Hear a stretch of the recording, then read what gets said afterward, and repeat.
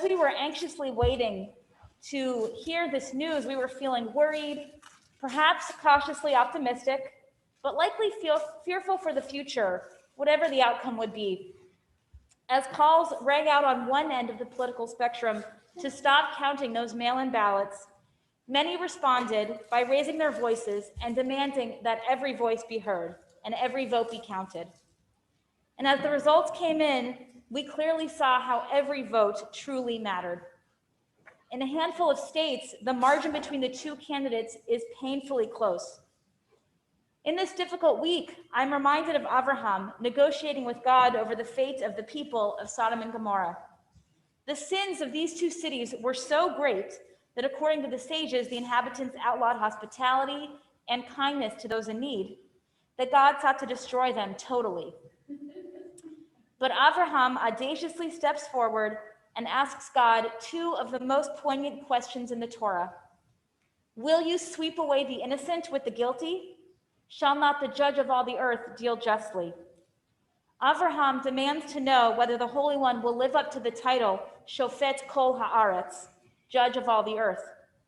Will God take every unique and precious life into account when rendering judgment, or simply enact a communal punishment without thorough examination? The language in the verse is very strong. Vayigash Avraham. Abraham drew near, or he came forward to make his case to God. What does it mean that Abraham approached God before speaking? The Midrash in Genesis Rabbah explains that the root of this verb, nun gimel shin, is used throughout Tanakh to mean drawing close in order to wage war, or to persuade, or to pray.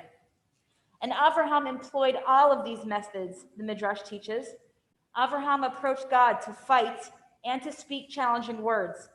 Abraham came forward to persuade by entreaty, and he stepped forward to pray. The first Jew does something extraordinary in this story. He stands up to God.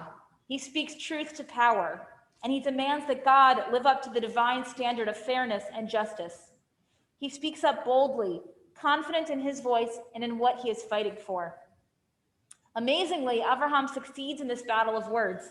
He negotiates steadily and patiently, as Maya taught us, until God agrees not to destroy the towns if even 10 righteous people, tzaddikim, are found there.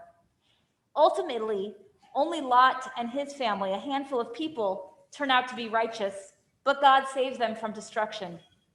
They survive because Abraham challenged God to pay attention to every individual, to value every life. And so too for us. The foundation of our democracy is the idea that every vote matters. So may we count and uphold every vote. May we hear every voice. Voter turnout hit an astounding record high this year. So like Abraham, we stepped forward and lifted up our voices, determined to participate in our democracy. So with this outcome of the election, may we only strengthen our resolve to keep fighting for our democracy and to speak out for justice.